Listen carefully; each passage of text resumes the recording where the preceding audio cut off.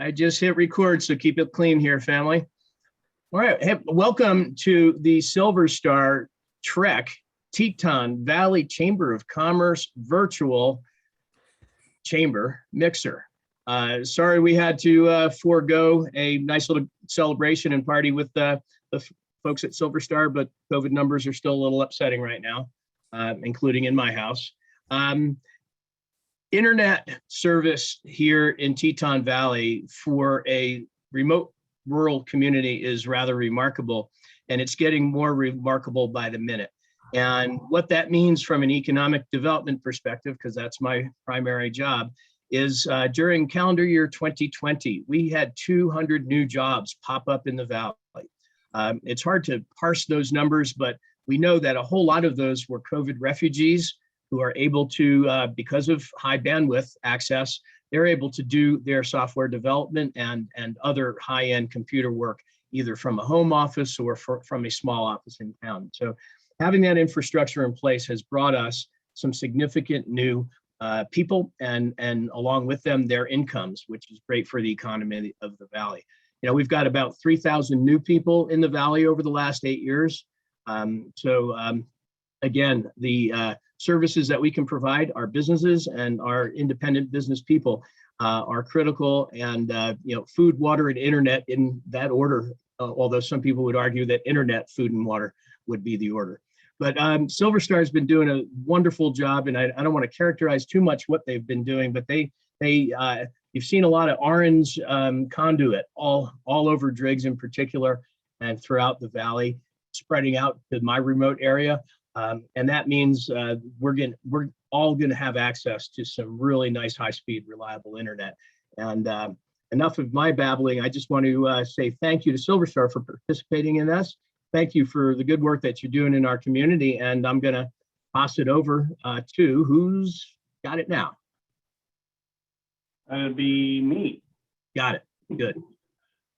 Well, good afternoon, everybody. Thank you very much for attending. We're sad that we couldn't do this in person, but we're glad to be able to still do it and share with you what we've done in Teton Valley and what we'll be doing moving forward.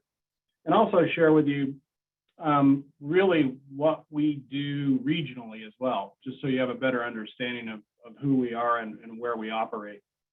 My name is Eric Giewis. I'm the Director of Marketing and Public Relations for Silver Star. And we're going to be tag teaming the presentation today. And with us also is Barbara Sessions, who's our president, and Paul Peterson, who is our COO. And as we go through the presentation, I want to let you know that we're recording this, and sometime next week we'll have this available on YouTube and accessible via our blog. If at some point in time you have a question, I know your time is valuable. Please feel free to use the chat button down at the bottom of your screen and submit your question to us. And we'll get to as many of them as we can before the end of this presentation at 6:30. So with that, I will go ahead and talk to you a little bit about our history in Teton Valley and in general. We're a family and employee-owned company with our roots in Star Valley. Our history goes back to 1912, and it was purchased by the Hoops family in 1956 and was incorporated in 1958 as Silver Star Telephone. In 1997, we actually began our operations by purchasing the Quest facilities in Teton Valley, and we are operating as Teton Telecom. And then in 2006, we brought Teton Telecom into the Silver Star Communications family of brands. So we have a huge commitment to building out fiber in Star Valley. We committed to it very early on. We saw fiber as being the future in terms of broadband delivery technology. So we're very proud that we took an innovative approach to how we were going to operate in Teton Valley. In 2005, the settlement in Victor was the first fiber connected development. So that goes back quite a ways in terms of fiber build out. The funding that we use for these projects is a combination of our own capital budget, as well as partnerships and grants, which Barb will talk about a little bit further in the presentation. Back in 2012, we actually built out the Main Street corridor using an Idaho GEM grant. And in Victor downtown, we did the same thing in 2014. So with that, I'm going to have Barb jump in and talk a little bit about why fiber and why it's the best. Thanks, Eric. Good evening, everyone. Before I do that, I wanted to make sure also that we took a minute to recognize that Abby Hoganson, Kim Villamoria, and Liz McCune are also on from Silver Star. I didn't want to forget those folks. They're the ones that make it all happen. So appreciate them being on as well. You're welcome. So let's talk about why fiber. There's other ways to connect to the internet. There's copper, there's point-to-point, there's cellular. So why fiber? What's so great about fiber? Well, we believe that fiber really is a holistic, future-proof, and sustainable technology. We know it's the fastest. Really, it's only limited to the electronics that you put on either end of it. So from a future-proof and a fast speed perspective, fiber is obviously our choice. It's reliable. So not only is it not susceptible to weather, structure, and trees, Silver Star's method of construction is typically buried underground facilities. So we're not subject to some of the other things that the overhead power lines and other facilities are as well. It's symmetrical speeds. So when you talk about download speeds and upload speeds, typically you have a throughput speed that's shared between the download and the upload. And carriers typically go with a higher download speed as you're downloading stuff from the internet, as pages download. That's really the impact that you want the customer experience to have is a fast download. However, with telehealth, with remote learning, upload speeds are becoming just as critical as the download speed. So fiber really enables a symmetrical speed offering. Low latency. If you want to think about latency as that buffering wheel of death that you sometimes get on your TV, fiber really allows for a very low latency experience. And then again, future-proof and sustainable. We really, again, are just limited to the electronics that are on either end. And then as Brian talked about the economic development, we see more and more as people are moving into our valleys, not just from a residence perspective, but also from a business. The first question that we're getting is, where is their fiber? So we know that is a huge economic booster. And so our goal is to really have fiber offerings to all the business corridors and the majority of our residential areas as well. And this idea of addressing reality, on the next screen, if you'll fast forward, we know that the future demand for broadband is just compounding, and the need for speed is going to be kind of the name of the game. Right now, people are just starting to really embrace gig speeds, but in the future, as technology develops around TV and streaming and different things like that, the need for those increased speeds are going to be a reality. So with fiber, again, the electronics on the end, that's what makes the difference. Next slide, please. So let's talk a little bit about 5G. That seems to be a hot topic, and some think it may be the alternative to fiber, but the reality is that 5G is just maybe the delivery mechanism.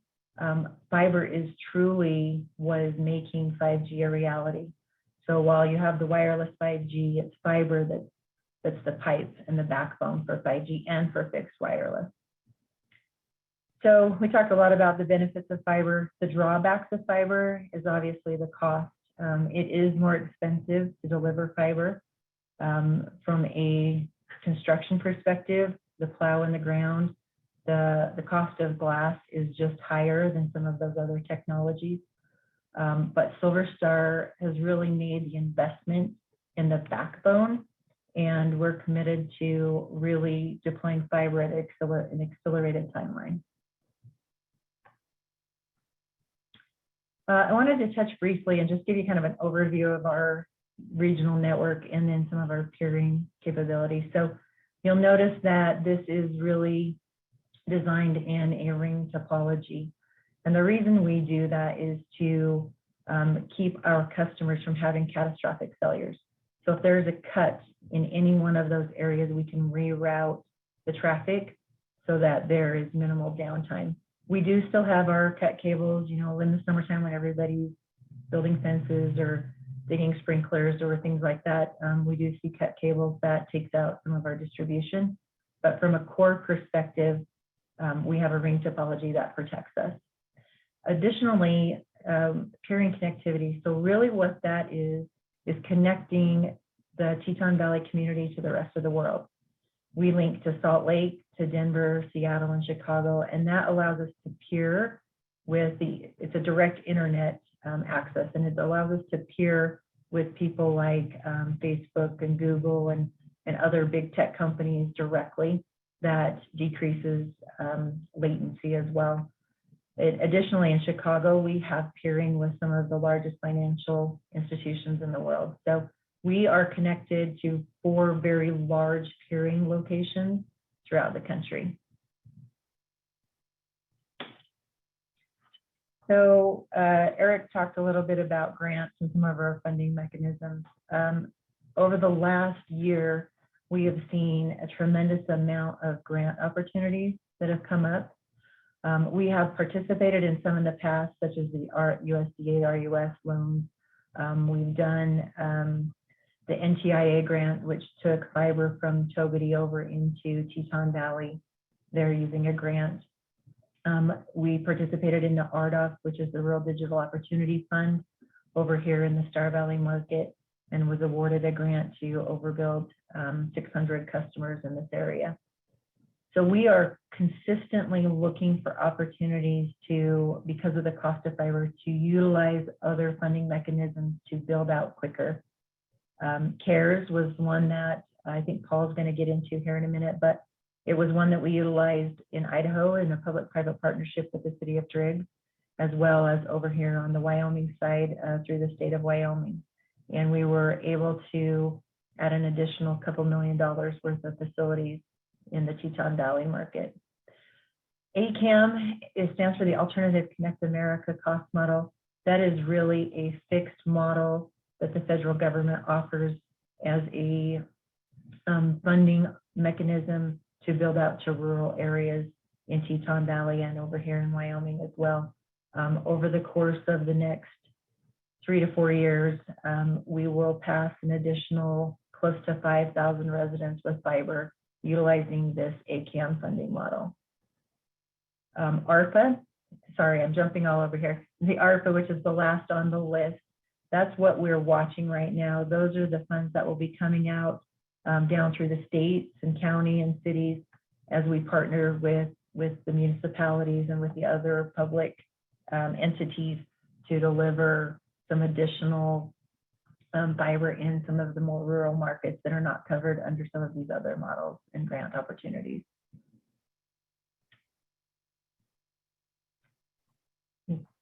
There you go. Thanks, Barb.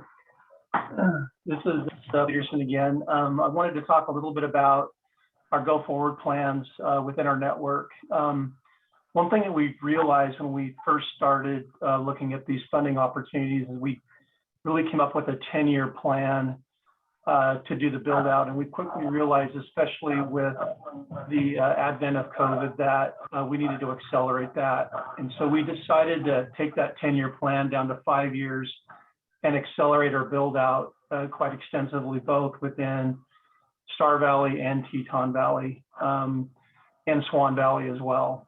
So we're super excited about it. I do want to say thank you to everybody who is on the call that either is getting service, has service, or is in the process of getting hooked up. We do appreciate your patience as we've truly tried to work hard on getting services out as quickly as possible, with Mother Nature always behind us, nipping at our heels. So thank you for that.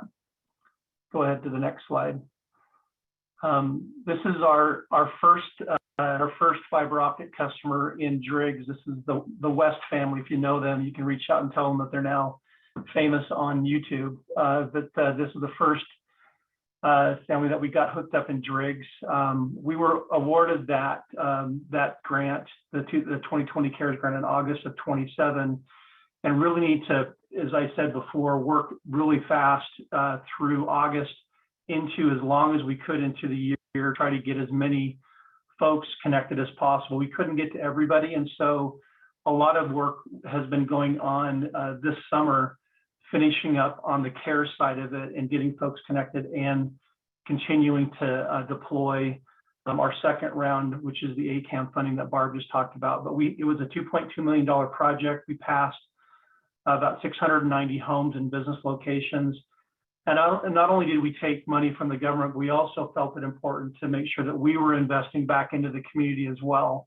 And so we did a Silver Star match as well within that. And really happy to report that we were able to get 368 locations that were below 25.3, which if you guys have experienced those types of speeds or are experiencing that today and are waiting for fiber, you know how difficult it is to really do the things that Eric and Barb were talking about from a technology perspective. So we are really working hard to make sure that we can continue to deploy our service to get folks into those higher speeds. And I think, as Brian talked about, we calculated about 160,000 in economic impact for Teton Valley as we were able to help enable business as well as folks who are working from home, et cetera. Let me go to the next slide. It's a little bit of an eye chart, but let me just kind of explain what we've got here. This is a map of Driggs, and if you look at the center of that, you'll see the Driggs proper with the highway north to south, and then Ski Hill Road kind of taking off to the east. And so if you look at the green boxes, those we call a fiber hood. It's really kind of an area that we built out in 2020, pre-2020, were the green boxes.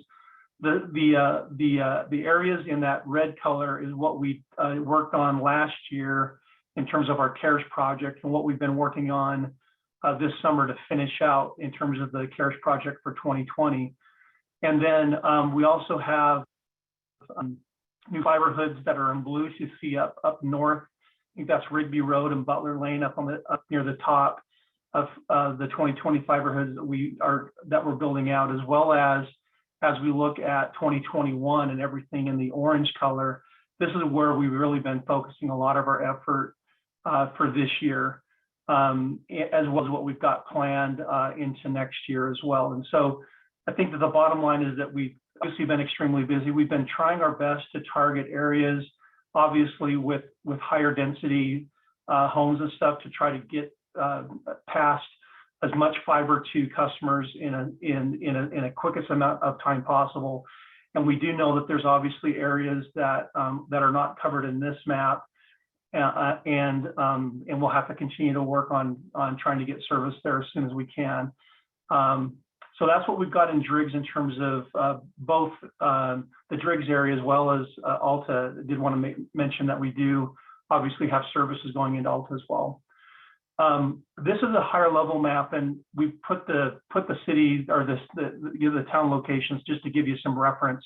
This is kind of the maps turned on its side, but we have kind of come up with what we call a nodal concept for our builds. And so you can see that in 2021, we've been focusing a lot within the Driggs and Alta area, but we do have plans to go into Tetonia for next year, as well as coming back and making sure that we can complete our Victor build, as well as the area between Driggs and Victor, and then due west of Driggs within the 2024 time frame. So we have very big plans to continue to deploy services throughout the valley, and again, accelerating that from a 10-year plan into a 5-year plan. That needs some action from you all. If you are waiting to sign up or are interested in getting fiber services from us, it really starts with you and going on to our website, silverstar.com. And at the top, you'll see a link that says Fiberhood Finder. And that is your way to go in and, number one, check if you are in a current build out area. And then number two, if you are, then you can register your site. And this is a view of what that looks like in terms of just putting in your house number and your zip code. That will do a lookup on our system to see if you're in an eligible area. That's part of our build plan. And then if so, they're registered and we start working that order with you.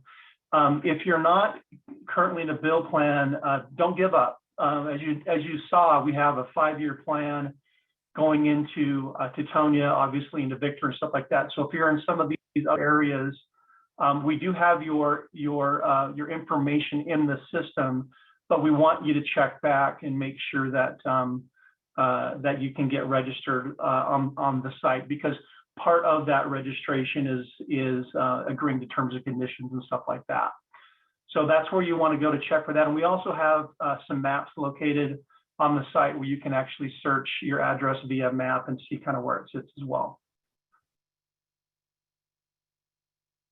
I think this is the last slide before we get into questions. I did see some stuff pop up on the chat, so we'll get into those. But in addition to the great connectivity that we're trying to deploy to everyone, we're also really happy about the types of tools and application control that we can give you for your internet experience at your home.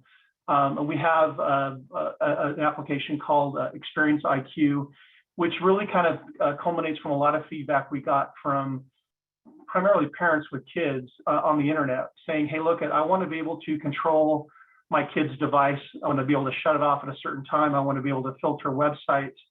I want to be able to, to have my personal Wi-Fi priority over my guest Wi-Fi if I'm doing work from home and I don't want to be interfered with. And so we provide that level of connectivity as well as control with these new applications that we're rolling out as well. And so this does come with the connection. We're calling it Home Zone Premium, and then there's applications that come on top of that, which provides network security and guest Wi-Fi and basic parental controls, as well as more of the enhanced features that you can deploy as well. And I think with that, that's the last slide. And Abby, I'm not sure if you're the one that's kind of controlling the questions, but maybe we can kind of scroll through the chats that come up, and collectively as a team, we can try to answer questions as best as we can. Sure. I'm just going to go top to bottom. First question is, are there any 2021 fiber hoods that you don't anticipate finishing this year? And I'll let any of you presenters jump. Yeah, and I'll let Barb kind of chime in as well, but I think that I think it's going to be kind of a reality as we look at obviously things that we can't control, like the weather. The other thing that's been very challenging for us is supply chain. I think that many of you may have experienced this within your own personal buyings, but Barb talked about fiber optic cable and other things that have extended lead times, which has been a challenge for us. So I think we will have some carryover where we won't be able to get to everyone in 2021, and we'll come back obviously in once the weather clears and we have other things lined up in terms of supply chain to hit those customers we couldn't get in this year. Maybe I would just like to add additionally, our intention is to finish all of the main cable in these fiber hoods. What we may run into issues on is obviously, like Paul said, on the drop side, weather tends to shut us down a little bit earlier than we would like. But from a main cable perspective, our intent is to finish this. We are hopeful that everyone that has signed up, we've kind of been focusing on those folks first, that we'll get to all of those. I know that we are slightly behind schedule, but we're looking for ways to ramp that up and try and at least get everybody who signed up a drop to their home. I just wanted to add, Barb, just because not everybody's got their ISP dictionary. We tend to talk in our own speak sometimes, but when we refer to the main cable's going down the road, and then you might have distribution fiber going through a neighborhood. And then what we call a drop is the actual cable, conduit and fiber that goes to a home or business location.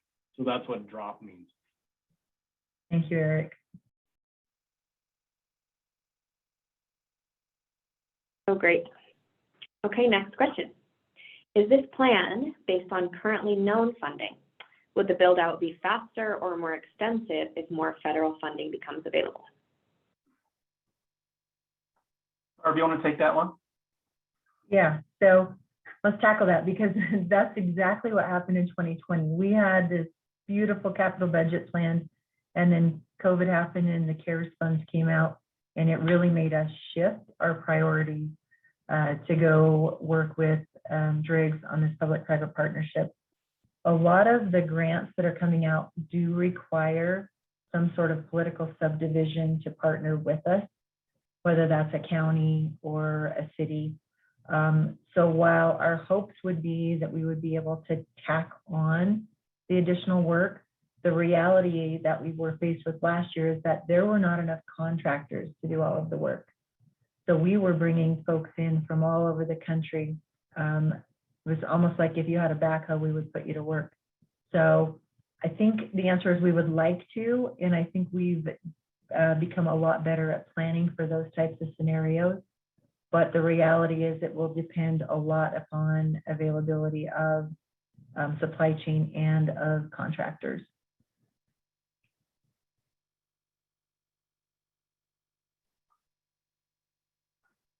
All right, next question.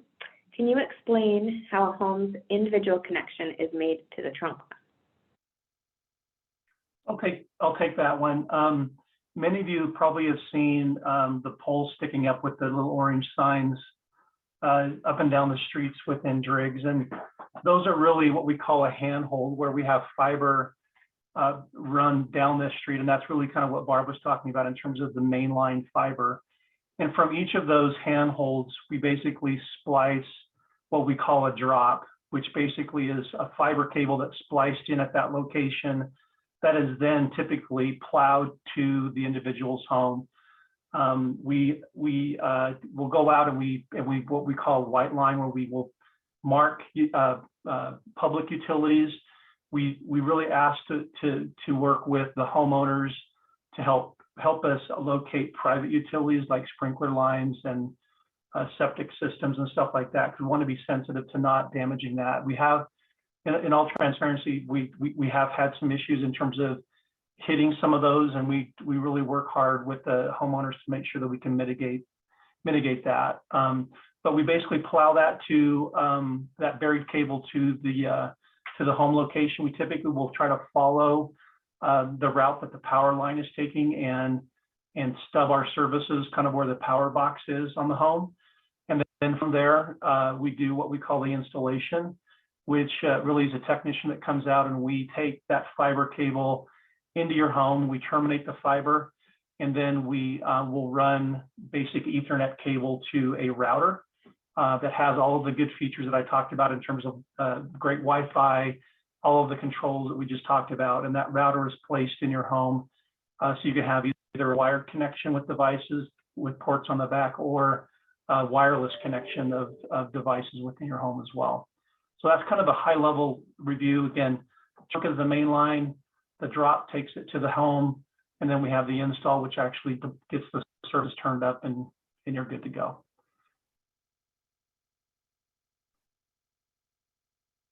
It's fun to have a technical question. Next question. What should a resident do on their end to optimize the fiber? So we can take this a couple of ways, but maybe after installation, what can a user do to really optimize the in-home situation? If that's not what you meant, Terry, feel free to unmute or chat in and we'll answer it the way you intended to. I think maybe let's take that just for a second. I do think that, as we deploy the router within the home, we try to put that in a location that will provide the best Wi-Fi coverage available, knowing that there may be limitations, whether, it could be a cement wall or maybe an area that we just can't get to. But typically we work with the owner to try to get that device placed in the best location possible. If we can't get it there, we do have what we call Wi-Fi extenders that that are made available to where you can actually plug them into a wall outlet or a wall socket in a corner home or something like in a corner of a home or something like that to help boost that Wi-Fi signal. But typically with the routers that we have and the Wi-Fi 6 capability, those are rarely needed, just given the strength of the router that we're currently deploying. And maybe I can add some more thoughts as well on that. The other part of optimizing the Wi-Fi in the home really revolves around what's already in the home. So if you have old Cat3 wiring in your house, that could be impacting your experience. If you have a really old laptop that is not utilizing the Wi-Fi 6, it could be dragging down your entire network with it. And so it's really important that you look at what you're placing on the network as well, because it could have impacts on the rest of your experience. And maybe just to tag team on that, Barb, one of the nice things with the technology that we are deploying is that it gives us really powerful tools to be able to help troubleshoot and check your system remotely. So we can check your speeds, we can check your Wi-Fi signal strengths, and that kind of stuff. So if you are experiencing some issues, we do have a bunch of tools available remotely that we can help troubleshoot and look at stuff. And if need be, we obviously will roll a technician out to take a look more closely, but we do have that capability as well. And sometimes it can be surprising the bandwidth necessary for what happens in a home.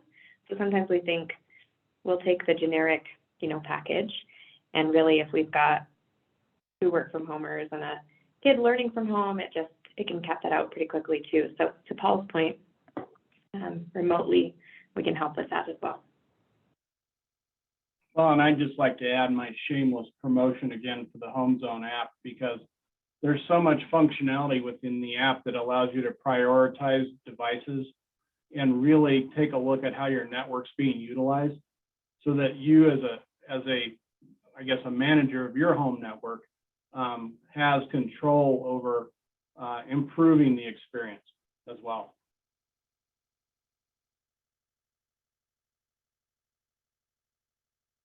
Looks like we're going to talk about Home Zone a little bit later too, but I'm going to go in order of questions. It's great to see the conduit laid partway down on Alta North Road. What's the timeline for building out the Alta North neighborhood and getting us hooked up? Is that something we can answer right away, or do we need to get back to Millville? Yes, I think I need to, just from my perspective, to give a more accurate answer, if we can get the contact information, we can reach back out to make sure that we've got that understood. And I want to make sure I circle back with our operations director and Driggs to get the latest and greatest. So Melville, if you will go to the chat bar, and it says to everyone. And if you select everyone, you can then do a drop down for me, Abby, and send me your personal contact information. We can get that answer more specifically to you. Sue asks, is the Experience IQ different than the current Silver Star Home Zone app? I can take that. Eric, you want to take that one? Yeah. So the Silver Star Home Zone app is the name of the app, which you can download at the app stores. The functionality within the app has there's 2 major functions. One's called Experience IQ, and the other is called Protect IQ. And the Protect IQ is, it comes with your service. There's no extra charge. It protects your home Wi-Fi network or your home network. Once you leave the home, however, it's not enabled. So that's the network protection. It keeps you from getting attacked by dangerous things. The Experience IQ is the enhanced parental controls. And so those are just 2 features and functions within the Home Zone app. And I hope that answers your question, Sue. How would one access Protect IQ or Experience IQ, Eric? If Sue's interested in Experience IQ, what should she do? And Does she already have Protect IQ? So if you go to either the Play Store or the Apple Store, you can download the Home Zone app. The Silver Star Home Zone app is what it's called. And once you get the app, you'll see all of the different features and functions to be able to, well, first of all, let me say this. If you really want the Protect IQ function, I encourage you to call our customer service number on our website and let them know that you'd like that enabled. You can always disable it on the app, but it really is a great free feature. The Experience IQ then is so there's two types of parental controls. There's basic parental controls, which allows you to do things like turn off and on the internet for different devices at certain times. Say you want to shut off the kids' internet at 10 o'clock or whatever, so they're not up streaming or surfing when it's bedtime. The enhanced parental controls in Experience IQ is an additional $9.99 a month, and what it does is content filtering. That's the main thing it does. So you can block certain types of content or certain websites that you don't want your kids to be looking at.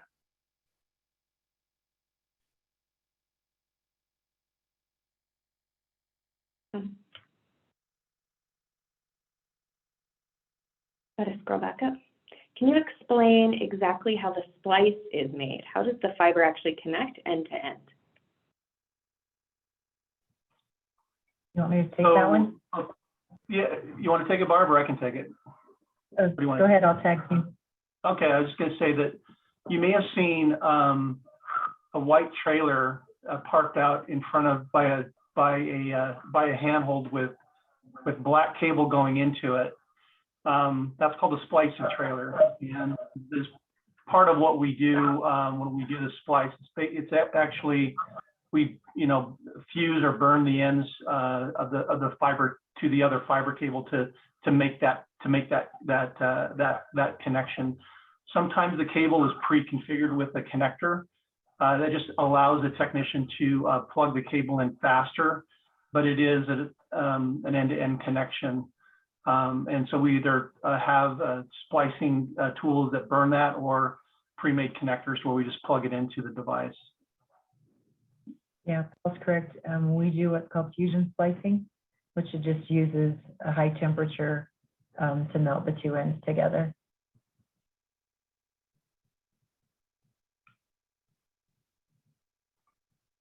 Hope that answered the question.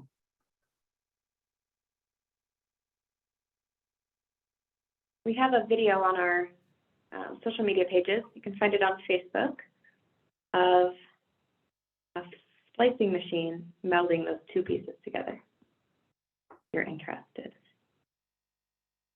Next question, can we use our own router or not? The answer is yes, you can use your own router if you choose to do so. It's not going to reduce the pricing in terms of the service level price that we've got. The pricing that we do offer does include the equipment if you want to take our equipment, but you can use your own router. To Barb's point, I would just make sure that if you are using your own equipment, that the equipment is capable of supporting the speeds that you're signing up for. And if you ever take upgraded services in the future, that you're checking that as well. But yes, you can use your own equipment if you desire. To add to that, it does limit the amount of remote troubleshooting that we can do on our end. So while we can still do some, we don't have the visibility into the network that we would have on our own router. So that's something to keep in mind as well.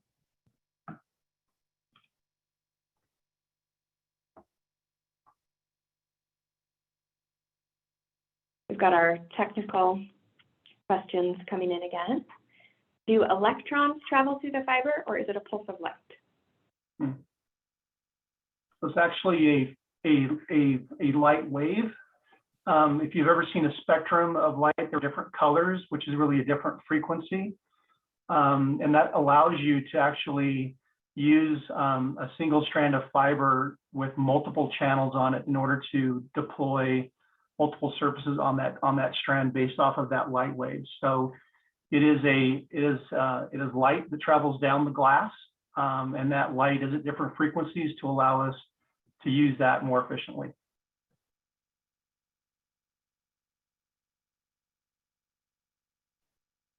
Great question, by the way.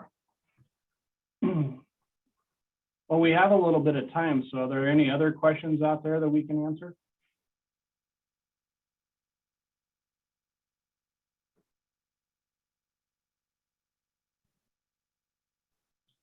Eric, maybe if I can just add one thing. Liz was messaging me kind of on the side. One of the questions that she gets frequently is whether or not some of these grant opportunities are specifically for residential customers or if businesses can also utilize them. The answer is really, it depends. It depends on how the grant is structured. We've had grants that were only for the business corridor. And then part of our CARES last year was both for some sections of the downtown Driggs business area as well as residential areas. So the answer is it really depends on how we structure the grant and what grant we're going after.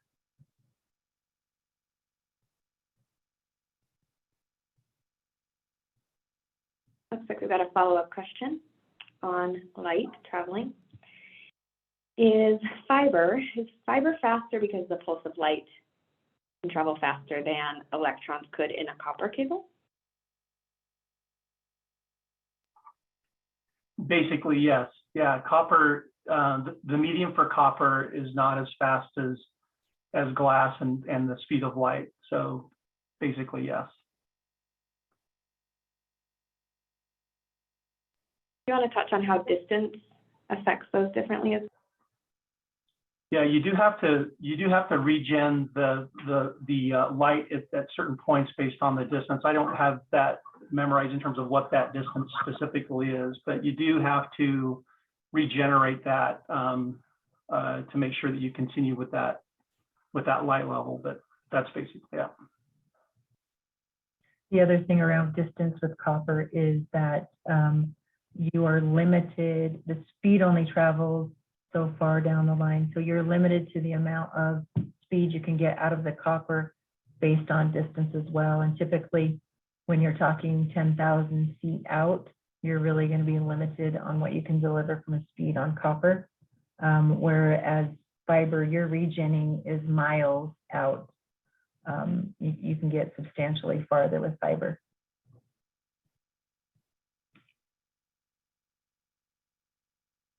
Another question came in. Can a router be located outside of a home if it's protected?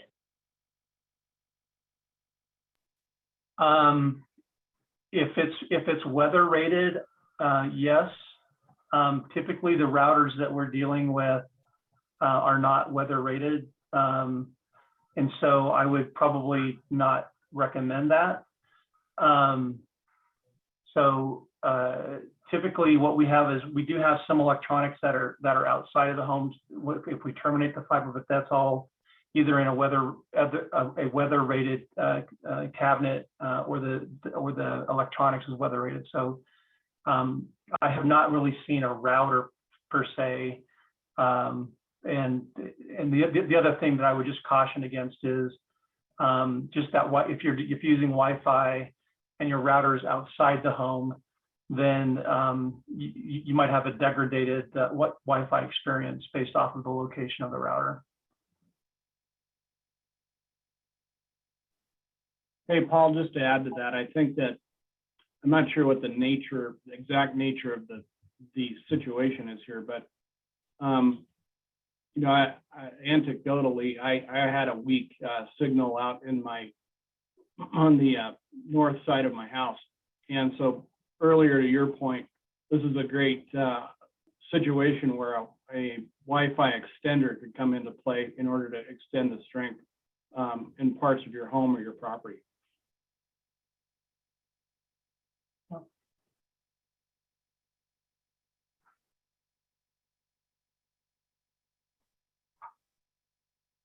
It's also worth mentioning that we can deliver other business services over fiber.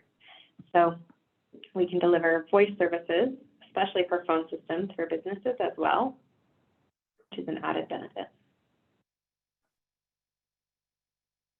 Another question, how does fiber compete with satellite delivery?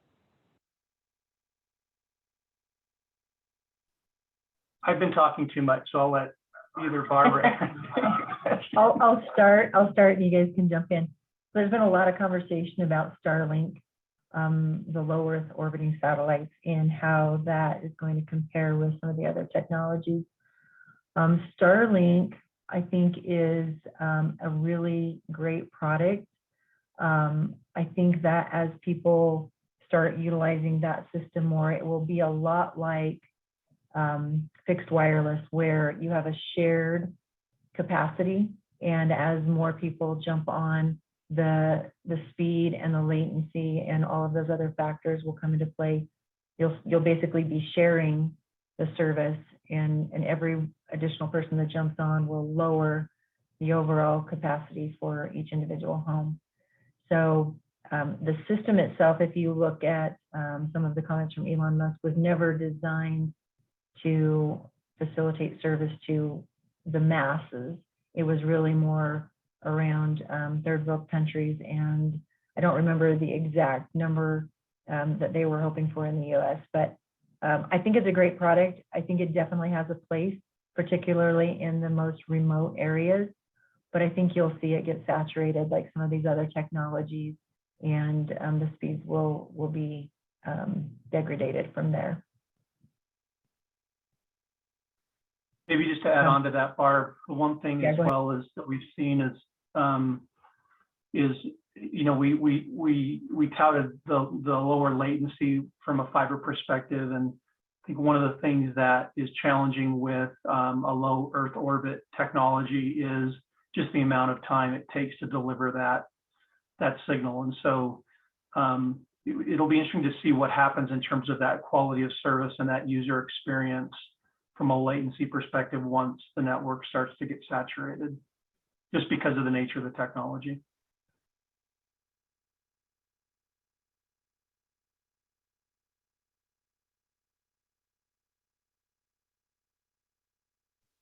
Well, now we've got a funny joke, eh? Thank you. How can I connect my slide rule in this? Better pass that off. Hey, I like iPhone's sense of humor. Good for you. Yeah, I love it. It's probably my fault. I'm an electrical engineer by trade, so sometimes I get in the weeds and I get passionate about technology. So I do appreciate the questions. That was great.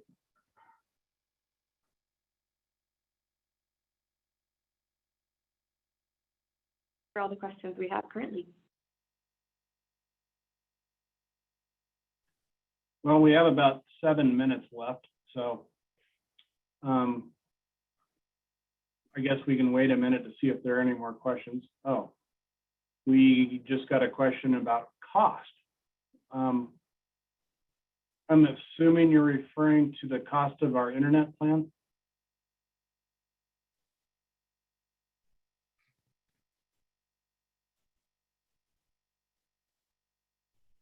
Yes. So there's a range of costs for different speeds. We have different prices. We don't have those posted in the presentation right now. We're actually in the process of re-looking at some of our plans and prices. So I guess I would ask you to stay tuned for more on that. I would say also, Eric, can you maybe just chat about maybe the question was more also around satellite, what we've seen in terms of the satellite costs versus where we're at with fiber. Can you just comment on that, both on the equipment and on the service? Sure. So at least with Starlink, it's about a $600 investment to get started. The equipment's around $500. The service is around $100 a month. Our services on average are $59.99 a month. And certainly going to be arrangeable. Excuse me. Our services will be up from 100 meg, essentially.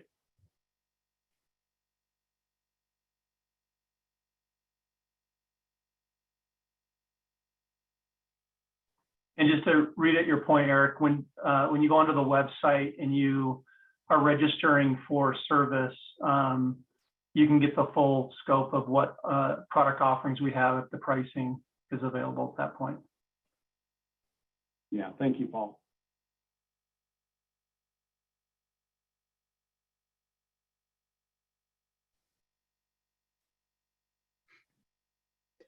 If we don't have any other questions, we can pass. Yeah, I'd like to remind folks that the Silver Star website is pretty spiff. I was in one of the remote areas. I signed up for fiberhood service, and months later, I actually heard back once the plan was in place. So I was pretty impressed with that. So a lot of the answers are there. Your Silver Star local office is very helpful. They've got great technicians and great service desk providers there. So any additional questions that you have, Silver Star can handle those. If there's any questions that you have for us at Teton Regional Economic Coalition, Chamber of Commerce, you know how to find us.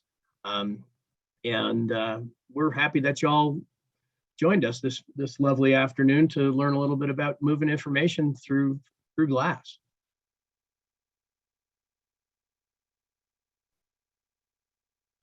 Thank you, Brian. I just want to say thank you for everybody for participating this afternoon. And to Brian's point, feel free to visit our website at silverstar.com. If you go to our contact us page, you can reach out to us via phone or text, or you can chat with us with the chat bot on the homepage or any other page that you're on. So with that, thank you so much and have a great afternoon and evening, and appreciate your time. Thank you. Yeah, and Eric, I'm going to share, I should be able to get a link to the recording. So when I wrap this thing up, I'll try to grab that link and send it to y'all. Awesome. Thank you. Okay. Good night, everybody. Thank you. Thank you.